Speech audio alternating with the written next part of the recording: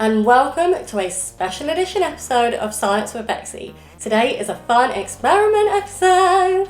I will be blowing up a balloon using a chemical reaction. Okay, for this experiment we'll need a balloon, some vinegar and some bicarbonate of soda. That's it! Let's make a reaction. So you start by spooning some baking soda into a balloon.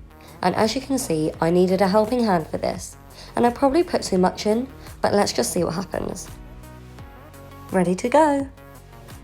Hello! Now put some vinegar in a transparent bottle.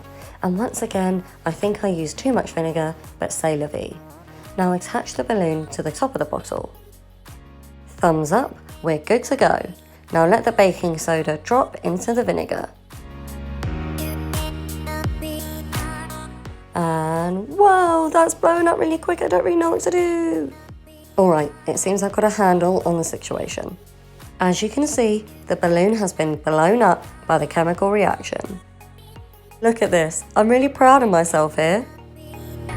So there's a chemical reaction between the baking soda and the vinegar, and this is because the vinegar is an acid and the baking soda is a base, so it produces an acid-base reaction, and the two chemicals work together to create a gas, which is carbon dioxide. This gas forms bubbles, and gases need a lot of room to spread out, and the carbon dioxide starts to fill the bottle and then moves into the balloon to inflate it. There we go! That was pretty cool, wasn't it? I hope you enjoyed it. If you did, then please do like, subscribe, share with all your friends, watch all my other videos, and please do try it at home.